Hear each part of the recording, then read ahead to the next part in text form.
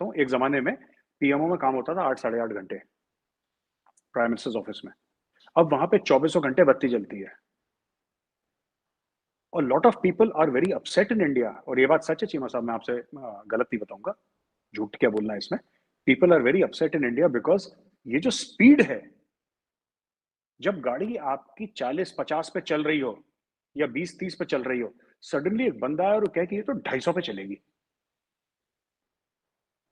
अरे साहब एक्सीडेंट हो जाएगा, अरे साहब ये कैसा, हमसे तो पूछा ही नहीं 250 पे चला रहे हो। तो ये होता है। सो Modi ji is a man in अ हरी, ये बात सच है, he is a man in अ हरी। लेकिन इंस्टीट्यूशंस कॉम्प्रोमाइज नहीं हुए। कैबिनेट कमेटी ऑन सिक्योरिटी, अब देखिए जैसे जीएसक्यूआर बनता है किसी का, ठीक है, जीएसक्यूआर बना, जो क्वालिटेटिव रिक्वायरमेंट्स होती है ना, जनरल स्टाफ क्वालिटेटिव रिक्वायरमेंट्स होती हैं, आपका जीएसक्यूआर बना किसी भी हथियार का, राइट। उसके बाद आपने पेपर वर्क उसका जारी करा, उसने आपने बनाया, कौन कौन बनाएगा इस हथियार को, final cabinet committee on security उसको अप्रूवल देगी कि इतने 1000 करोड़ की डील है, कर लो आप। वो जो चीज है, देखिए कौन सा हथियार किसको चाहिए, कितना क्वांटिटी में चाहिए, कब चाहिए, इसमें मोदी जी कुछ नहीं बोलते। लेकिन फौज ने मांग लिया, और ये मुझे I wanted as of yesterday. तो साहब कितनी जल्दी चाहिए आर्मी को? एक जमाना था हाँ साहब वो जाएगा, फाइल जाएगी, बड़े बाबू साइन करेंगे उस पर। तो ये सब खत्म हो गया है इंडिया में। अब प्राइम मिनिस्टर खुद सर पे बैठ के बोलता है कि बॉस मुझे अब भी चाहिए, अब भी लाओ, कहीं से भी लाओ, मुझे नहीं पता पैसे। somebody has asked for $5 billion, $5 अरब मांगे, तो दिए ना 5 अरब, अब लाओ जल्दी से, अब लाओ जल्दी से। तो क्या होता है कि एक तो जल्दबाजी बहुत है, जो कि होनी चाहिए डिफेंस मामलों में। एक जमाने में आपको एक छोटा सा कारण बताता हूँ चीमा साहब, देन यू विल रियलाइज। हमारे यहाँ बोफोर्स का स्कैम हुआ था इंडिया में, और जो बोफोर्स गन है बहुत जबरदस्त गन है चीमा साहब, कारगिल में उसका बड़ा रोल था है। And Bofors gun is a very good gun, 150 mm Bofors gun है। लेकिन आपको पता है M777 आने से पहले इंडिया में पिछले 30 साल से कोई वेपन सिस्टम नहीं आया था आर्टिलरी का। मैं ये नहीं कह रहा कि बोफोर्स खराब गन है, बोफोर्स जबरदस्त वेपन है, वर्ल्ड क्लास वेपन है। But the problem is it's 40-45 years old. और जब इंडिया में आया तब से मैं 30 साल की बात कर रहा हूँ, 30-40 साल की।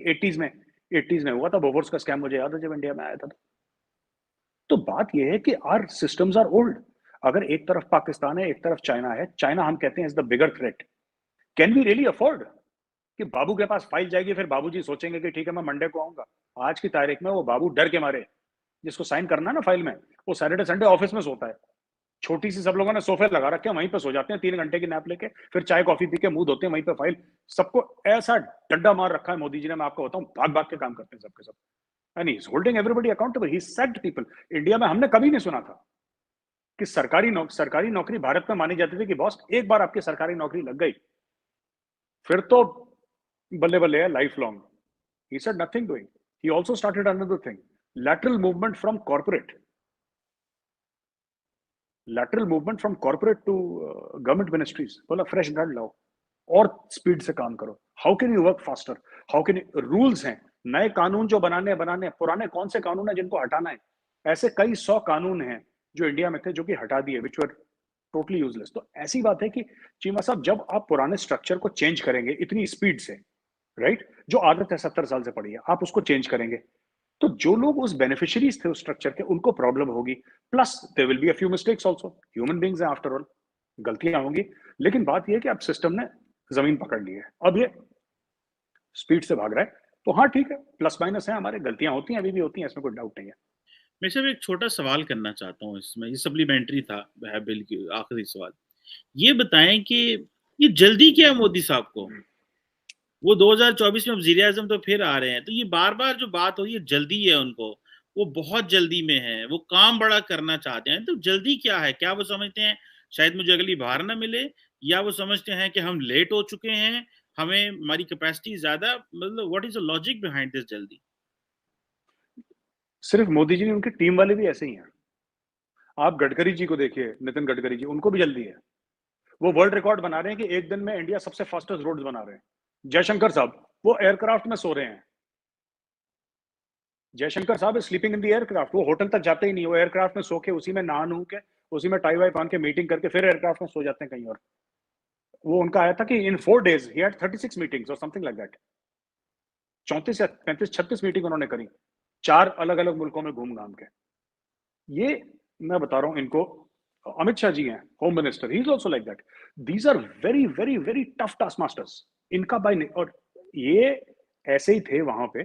एक कोई स्टोरी किसी ने बताई थी, ये टाटा की या किसी की स्टोरी थी, कि जब मोदी जी चीफ मिनिस्टर थे गुजरात के, तो चीमा साहब उस वक्त ना मोदी जी वहां पे उन्होंने बोला कि जी हमें इन्वेस्ट करना है।